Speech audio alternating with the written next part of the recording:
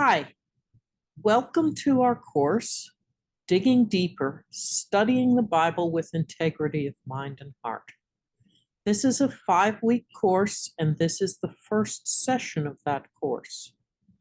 The course is designed to take you through the acronym, see the text for what it is, take time to understand the words, understand the context, develop your interpretation, and yield to God. Basically, this is 3 tools for the mind and 2 sets of tools for the heart. So let me introduce myself. My name is Rebecca Howell.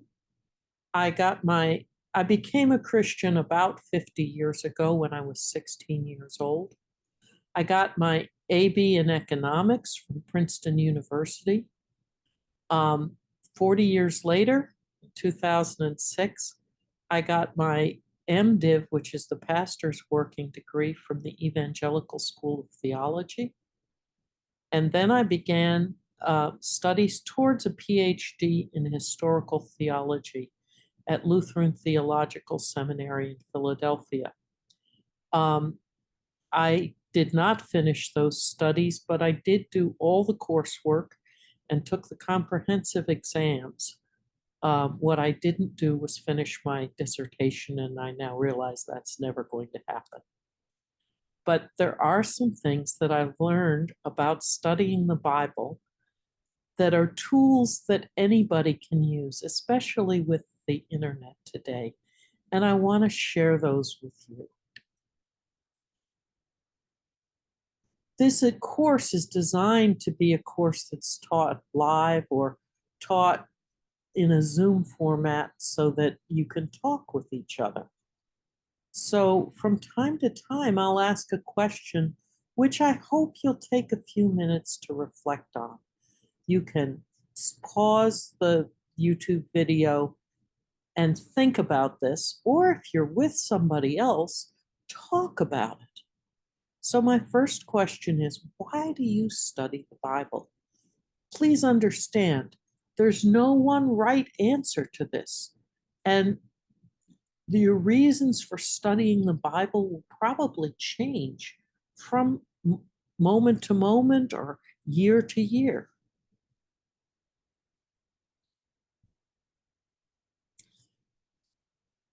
Some of the good reasons for studying the Bible are that it is a window into Christian history.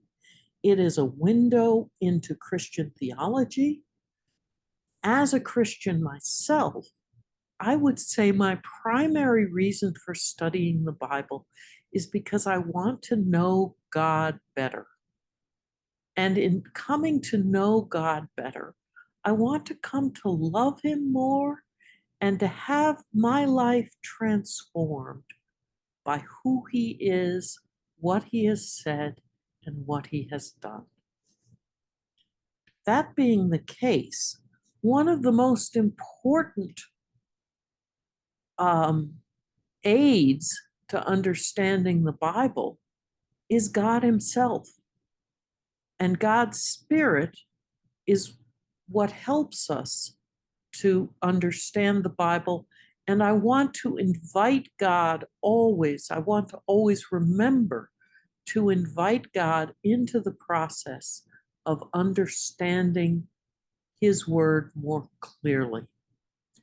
For me, I open in worship, and I'd like to invite you to join me in singing this song. Break thou the bread of life, dear Lord, to me, as thou didst break the loaves beside the sea. Beyond the sacred page, I seek thee, Lord. My spirit pants for thee, O living Word. Father, I pray that you would open our hearts and minds to the study of your word. One thing I want to mention in passing is that while we will be looking at one specific Bible passage, this course is actually more about tools to study the Bible than it is about this passage. So we may not look as much at this passage, which is there for example purposes, as you might expect to do in a normal Bible study. We are really using the passage as an example to look at the tools that are available to us. With that in mind, I want to show you the notebook. Now, those of you that are local to me have either already received a copy of this book, or I would be happy to give you one. Just get in touch with me. Those of you who are not local will either have to make your own copy or figure out some way to print out copies of the text from different translations. But let me go through what I've provided. There's a package of colored pencils. Now, not everybody uses colored pencils when they study the Bible, but they are helpful to many people. And if you're not familiar with using colored pencils, I encourage you, this is a good time to experiment with it. I've put out the outline of the course, this STUDY. That actually was developed by a woman named Laverne Tolbert for a book that she wrote.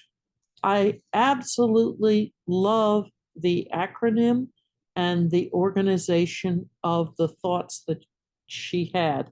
It's a useful tool, I believe. I did not so much like the content of the rest of her book, and so I've provided a copyright reference to her book, but I did not want to teach from it. I've got a page of copyright information. I want to say one thing about copyrights, besides believing that copyrights are important.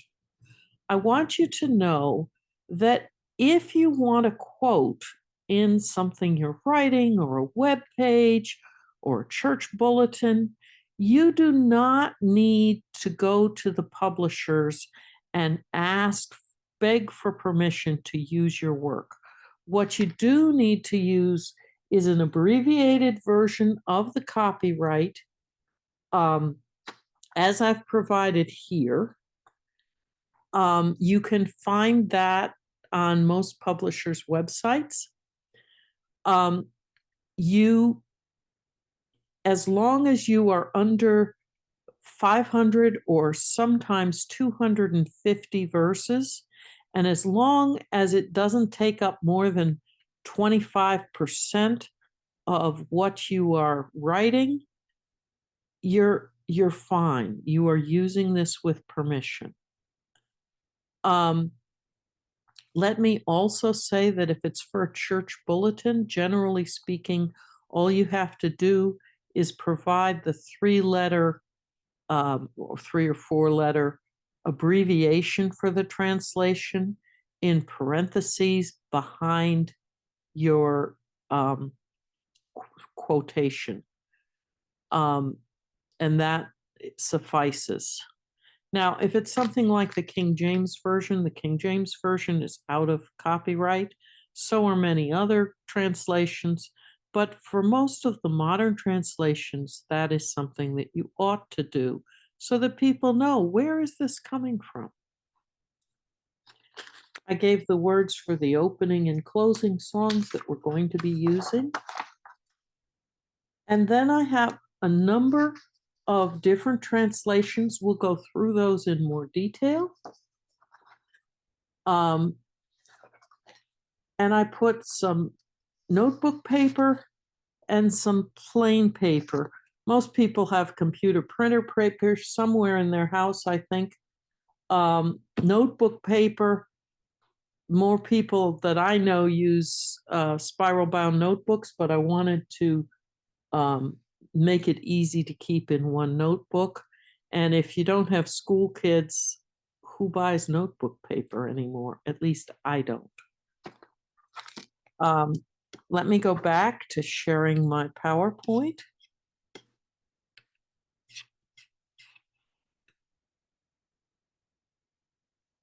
Okay.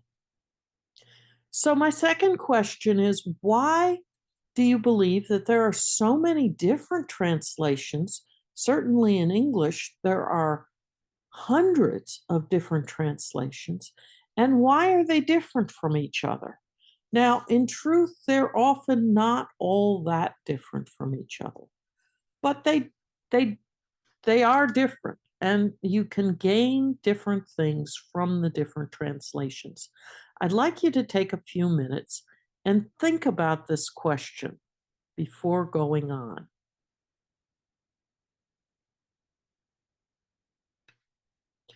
One of the big reasons why translations differ from each other is that there are several different translation philosophies, different things that translators are working for when they translate a passage. One of the big ones is formal equivalence. This is also what is known as word-for-word translation. The translator tries to stick as closely as possible to the original words and the original grammar of the piece that they are translating. Examples of this are, in fact, the King James.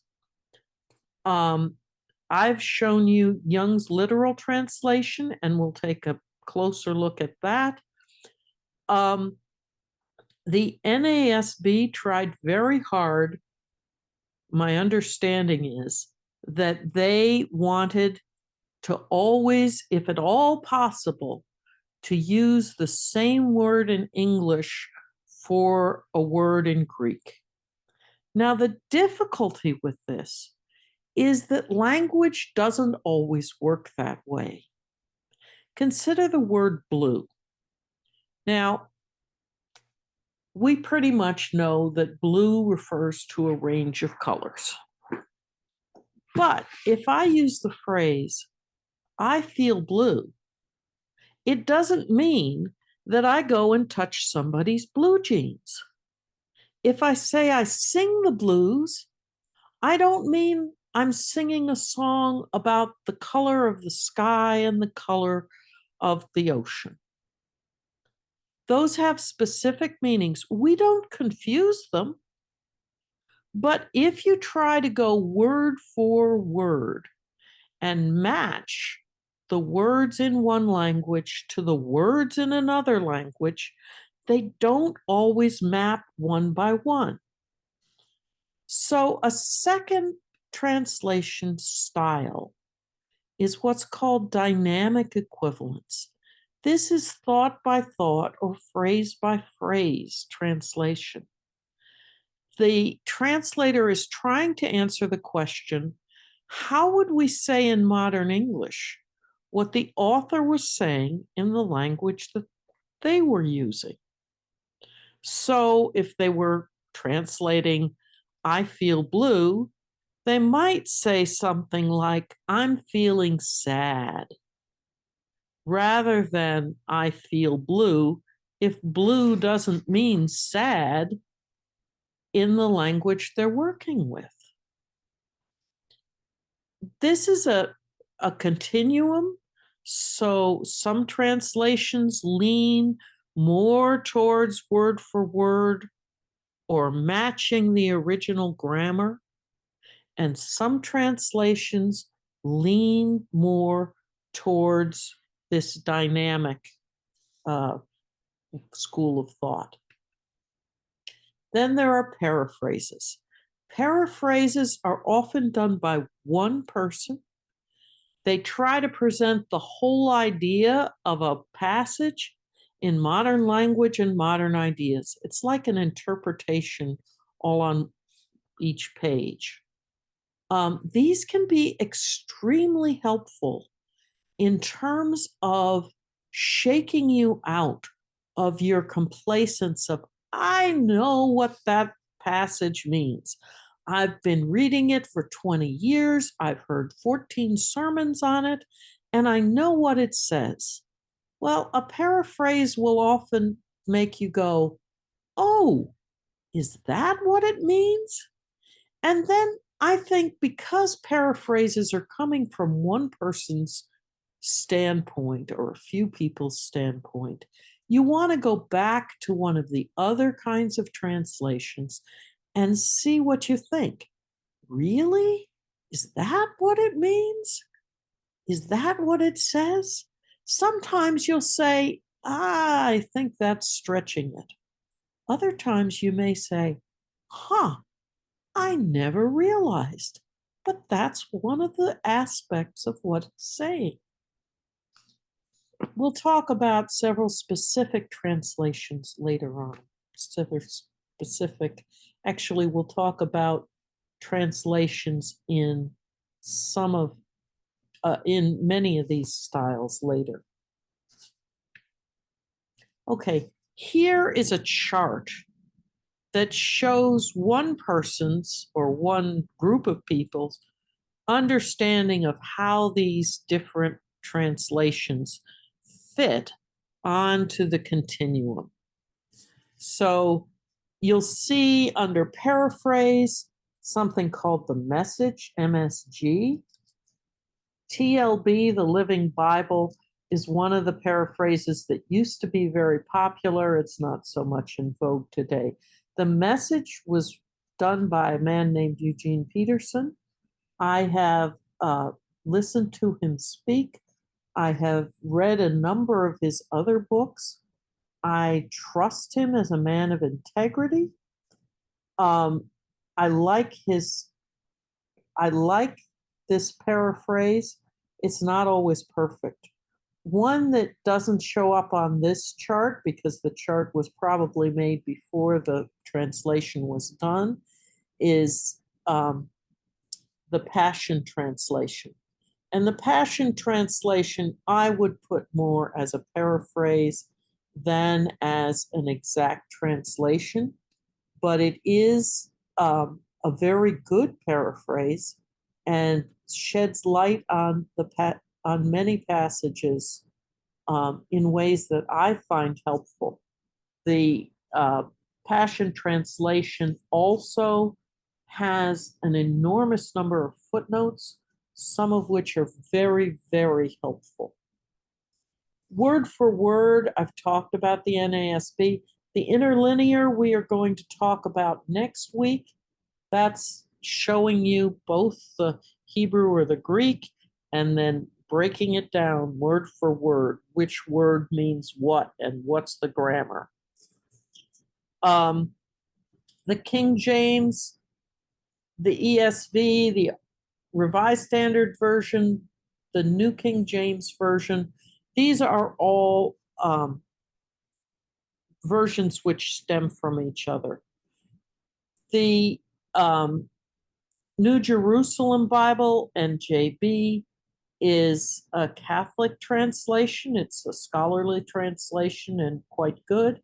The NIV is a standard scholarly translation, and I think it's a fine one.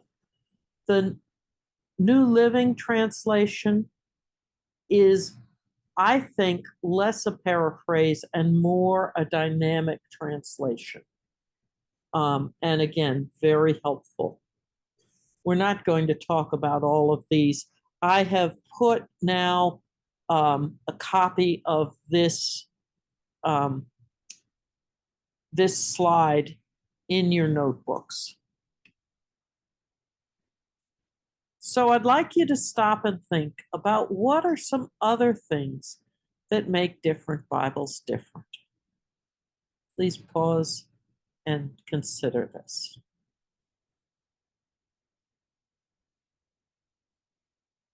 Well, one other thing is a question of who it's written for. So there are a number of Bibles which were written for people for whom English is their second language, or translations that are written specifically for children or people just beginning to read. Those use simpler language. Sometimes that's a very helpful tool, both when you're sharing with somebody that may not be have much of a large vocabulary, um, and also for yourself. What would this be in simpler words? But the other most important thing that makes Bibles different is the question of what text they are actually translating. The King James, in particular, and the Bibles that are in that school are translating something called the received text or the Textus Receptus.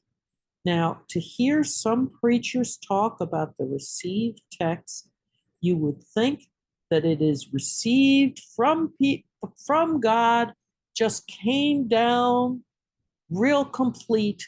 And if you don't translate that, you're not translating the text that God gave. That's not what the received text is. The received text was gathered together by a scholar named Desiderius Erasmus, who was kind of one of the first textual critics. He went and looked, first of all, he said, the Catholic Church has been using the Bible in Latin for a long time, but when he looked at the Greek and he looked at the Latin in the version known as the Vulgate, that was the Latin, he said they didn't do a very good job translating. Some of them were kind of sloppy translators. So he wanted to gather together a good ancient Greek text. Now, his particular texts only went back to about 1200. That's the best he had. But he said it's very different from the Latin, and I want other scholars to be able to translate from a good Greek translation or good Greek text. So he did his best. His first versions, he was rushing to print, and they had some typos. Most of those got corrected over the years. And this came to be called the Textus Receptus, the received text. Basically, that means it's the one we use. It's the one that was used by Luther to translate in his translation of the Bible, and many other scholars in other languages used it. And among other things, William Tyndale and the King James translators used this text. It's the best they had. Now, since then, scholars have discovered many older manuscripts. They've figured out other ways to figure out what is the best way to get back to what was the original. And that's a real science. We don't have the originals. We do have copies of some very early texts and some very early copies of texts. And it's useful. One thing that you will hear people who are gung-ho about the King James Version say is, oh, these scholars, they leave out important things. They probably aren't true believers because they leave out scriptures that will help prove the existence of the Trinity. One of the key scriptures we're talking about is something called the Johannine Comma. This is in First John 5, verses 7 through 8. The King James basically reads, "For there are three that bear record in heaven, the Father, the Word, and the Holy Ghost, and these three are one. And there are three that bear witness in earth, the Spirit, and the water, and the blood, and these three agree in one." The problem is that in the older Greek manuscripts, the words that are in red are missing, so that the scripture reads, "There are three that bear record, the Spirit, the water, and the blood, and these three agree in one." Now, back when Desiderius Erasmus was gathering his stuff together, he did not find the words in red in his Greek manuscripts. And people got upset with him. And he said, "If you can find it in a Greek manuscript, I'll put it in, otherwise not."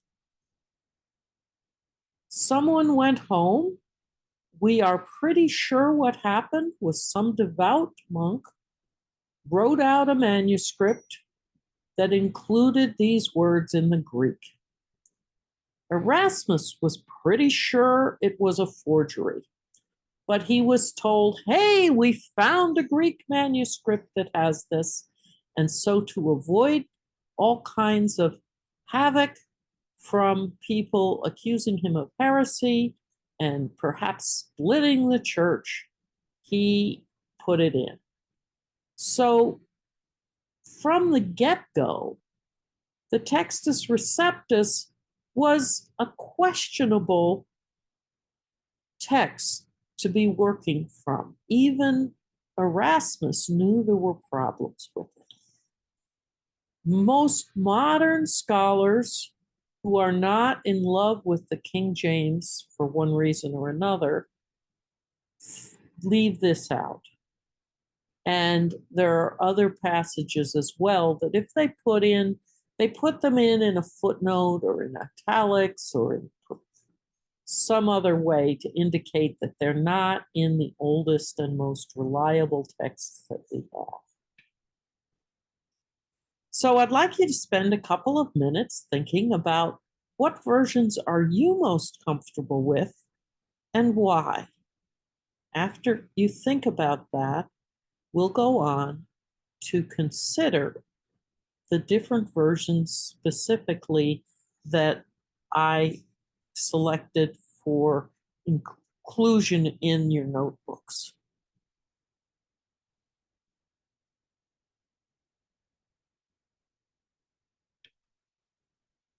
So the first one is Young's literal translation. This was made in 1898, I think the date is, and it's out of copyright, so anybody can use it. It's readily available all over the web. And he's not trying to be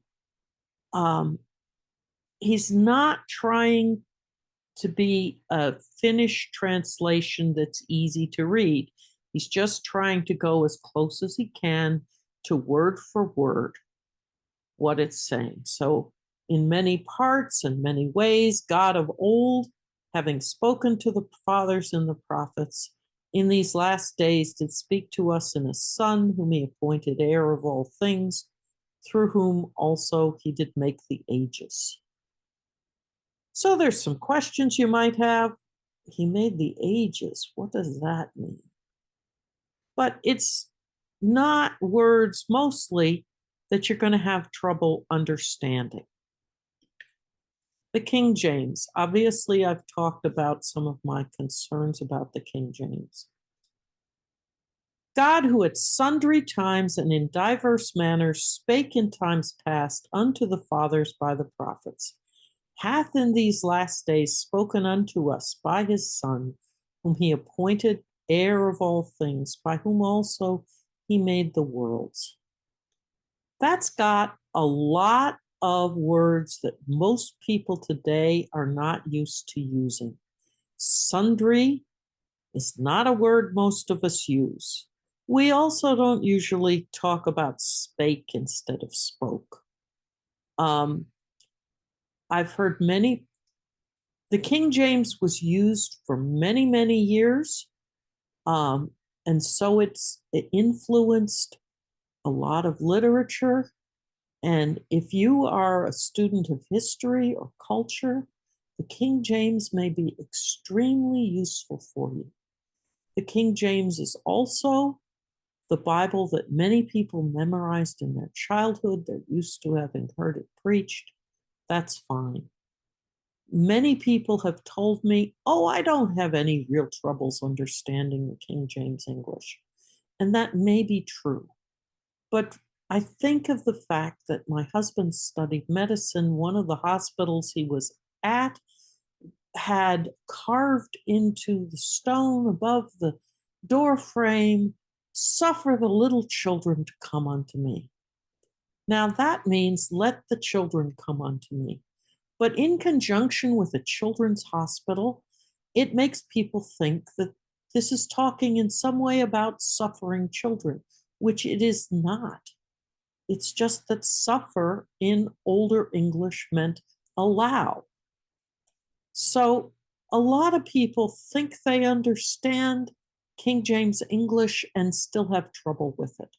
My other difficulty with the King James is it tends to make people think that God speaks or spoke in those times in a very old fashioned way, holy language, these and thous.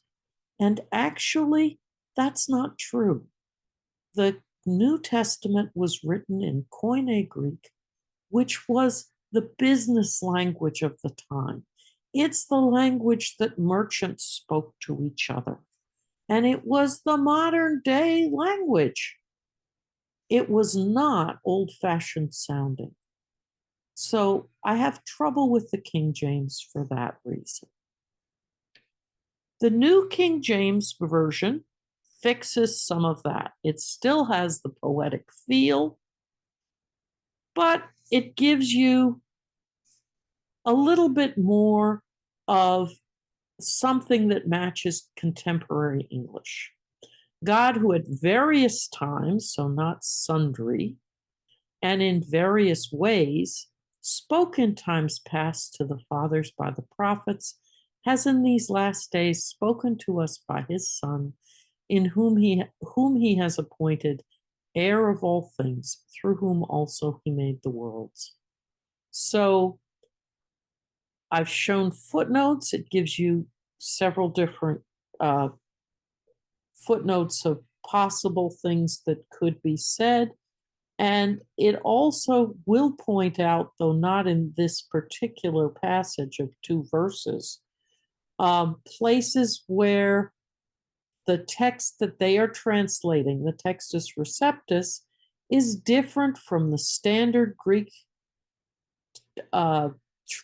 publications that of the Bible that are used by most ordinary people.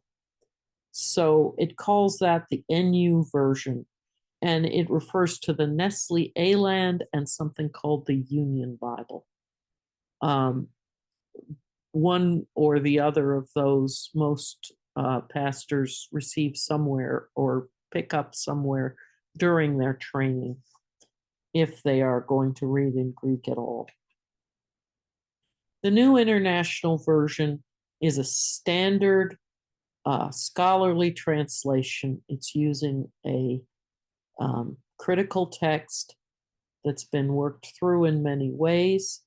In the past, God spoke to our ancestors through the prophets at many times and in various ways.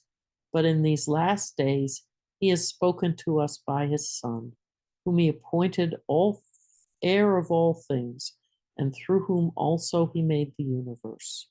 You'll notice that it rearranges things to be closer rather than putting many times in various ways first, as they are in the original.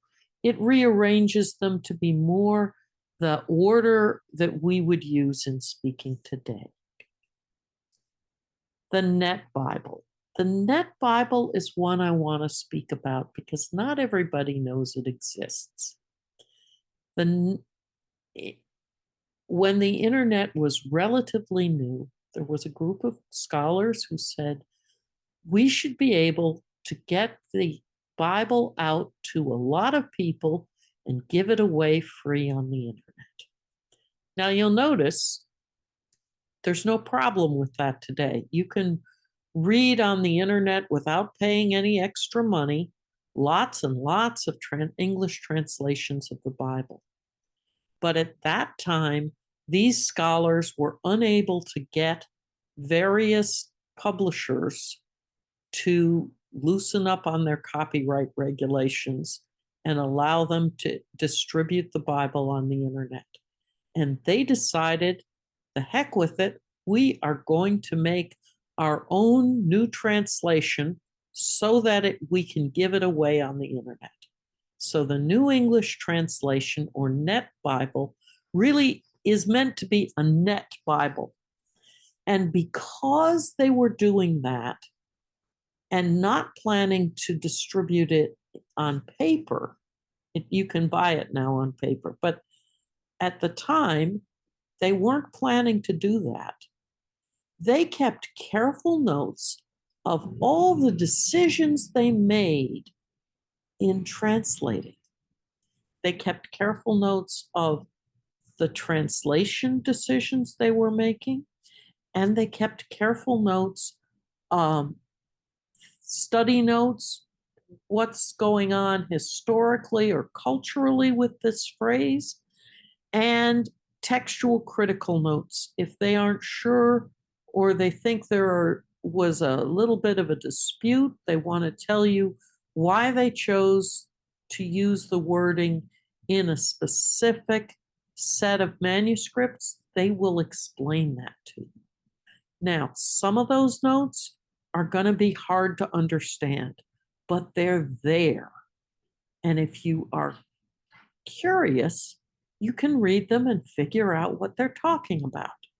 So, after God spoke long ago in various portions and various ways to our ancestors through the prophets, in these last days he has spoken to us in a Son, whom he appointed heir of all things, and through whom he created the world. Let me stop here and show you what I think is the best way to get to the Net Bible so that you can read all the notes in a very convenient way. Okay, the Net Bible has tons of different notes. On these two verses, they have 6 different notes. So instead of long ago, you could read spoke formerly. Instead of parts, there's this long note. In various ways,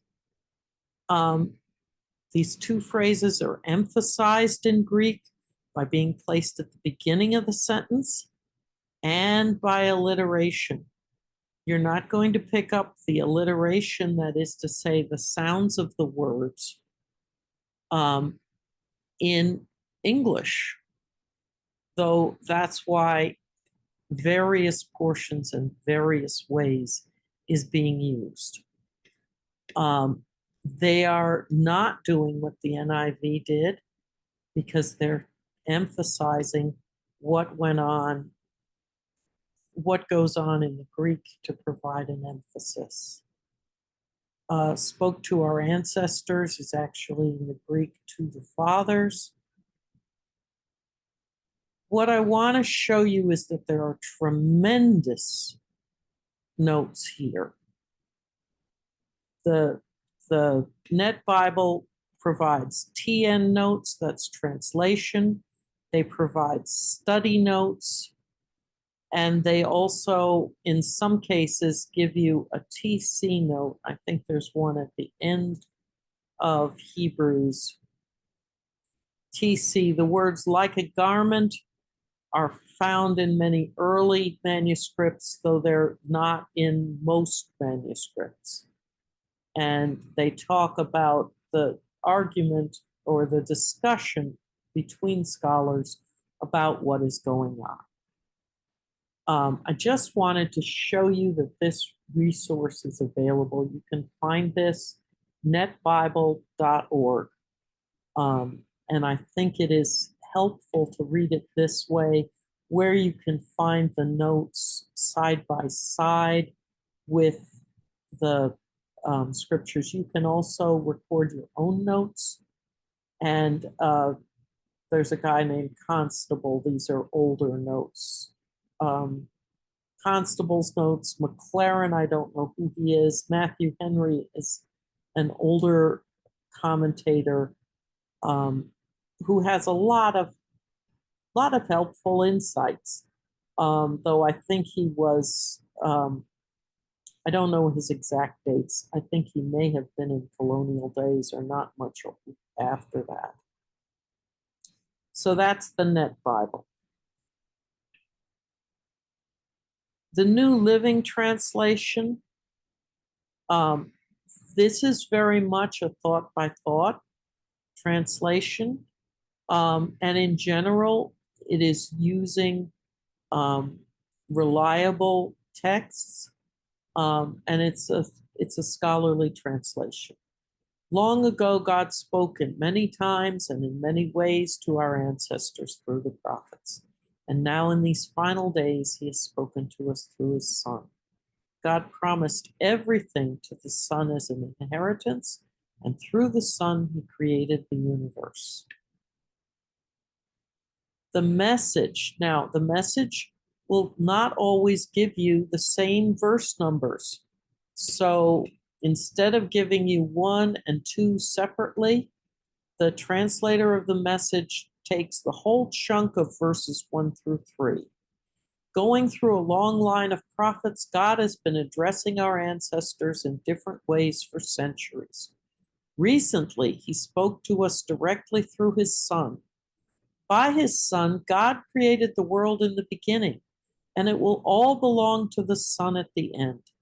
This Son perfectly mirrors God, now we're getting into verse 3, and is stamped with God's nature. He holds everything together by what he says. Powerful words. That feels different. But if you go side by side, I think you'll find it's pretty accurate. It may not convey everything that could be conveyed by the original, but it conveys quite a bit. And I think it's a useful thing to look at and see if it speaks to you. The Passion Translation. Now, this is another one that I want to show you with its notes. You have to access this. They don't have it on the Bible Gateway, and I'm not 100% sure why. I think partly because the translator insists that it's a translation rather than being a paraphrase. And I think paraphrase is probably a little more accurate.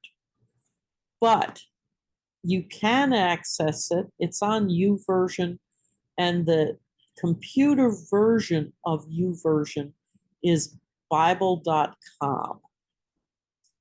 Now, let me switch to that. So here it is in Bible.com. And the thing I want to show you is the kind of notes that it has, which I was unable to put into your notebooks because I could not cut and paste them.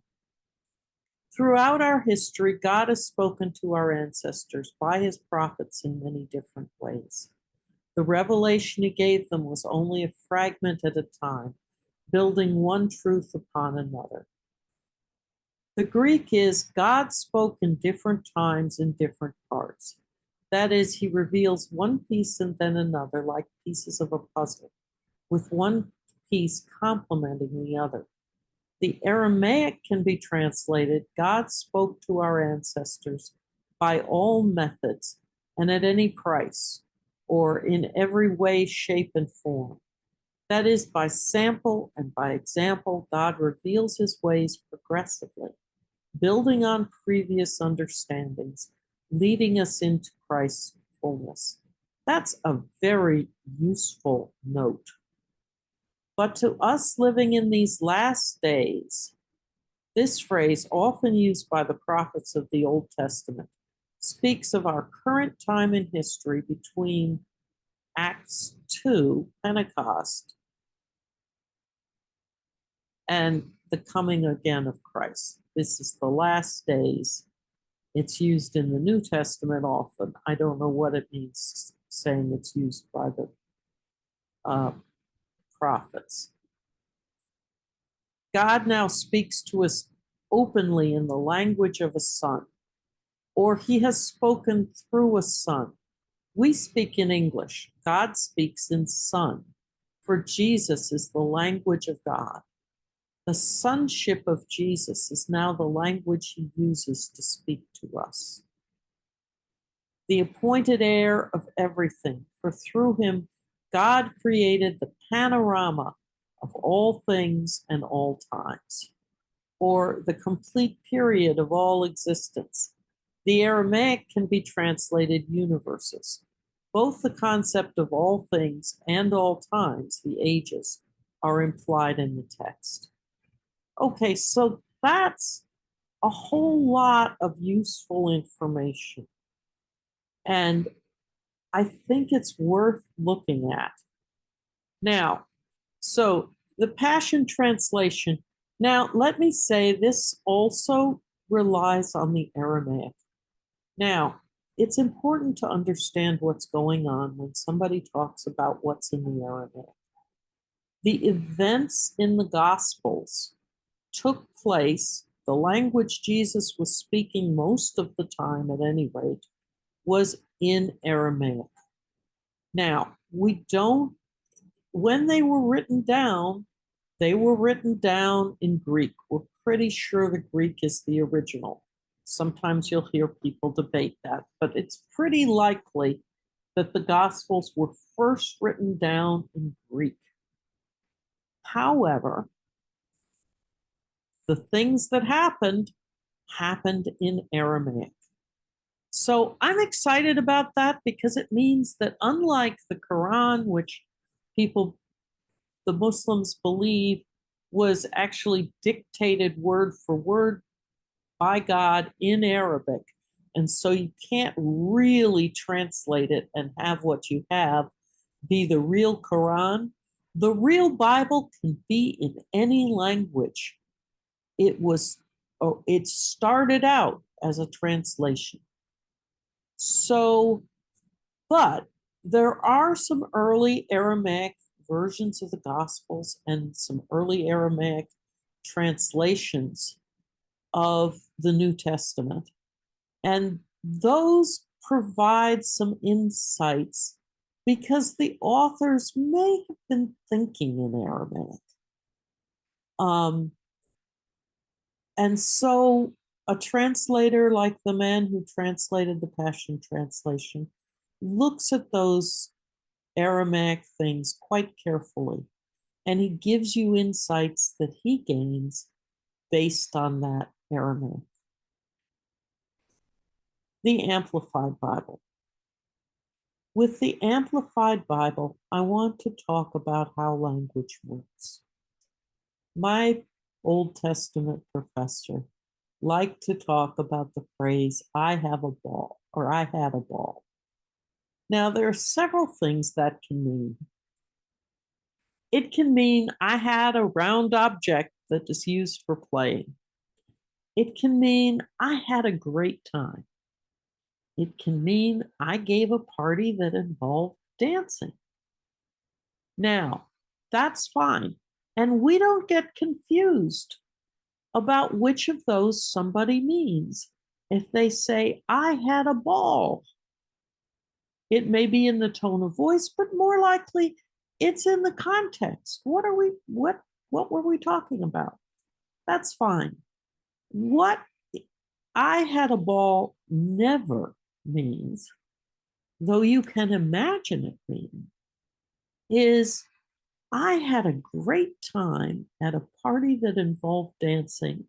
And while we were there, we were using round objects in some way. Maybe it was a disco ball, Maybe as we danced, we threw balls at each other.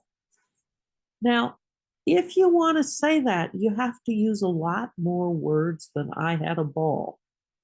Always. Nobody ever means that. But you can imagine that it might mean something like that. And what happens with the Amplified Bible is that in brackets behind each phrase, they give you lots of extra words. Sometimes they just string all the possible meanings of a word out behind each word. And that kind of encourages you to make the kind of mistake that we're talking about if you pack all the meanings of I had a ball into one translation. Now, it doesn't happen, I think, in this specific passage, but there is a tendency to tempt you into something called the ITT. Scholars call it ITT, illegitimate totality transfer, where you try to pack all the possible meanings of a word into one translation. And the problem is that language doesn't work that way. But when you do that kind of thing, which the Amplified Bible kind of tempts you into, you feel like you're going so deep into the passage. And it is true that in poetry, two closely related meanings of a word might be both involved in what the original text meant. But you gotta watch out for it. And I think that the Amplified Version has a real problem because it tempts people into going too far down the road of taking all the possible meanings and packing them into one translation or one interpretation. So, with all that being said, I'd like to encourage you over the next week to take time to read and reread the text, not necessarily in all the translations. Pick a few. I usually go with about 4. I go with one that's pretty close to word for word. I go with one that is 1 or 2 that are a basic scholarly translation. And then I look at the paraphrases. But suit yourself. Look at this in as many translations as you are comfortable with. Keep track of these things. What questions spring to mind? What words do you notice? Especially, what are differences between different translations and why do you think they might be there? What, if anything, in the passage makes you feel uncomfortable? What is God showing you or highlighting as you read the text? Sometimes one verse will spring out and you'll say, oh, that means so much to me right now. Keep track of those kinds of things. Next week, we'll be dealing with individual words. So, particularly, I want you to take notice of what words you might want to investigate in more detail. Finally, let me say that in all of this, my goal for myself and I hope for you is to see you come closer to God through the study of Scripture.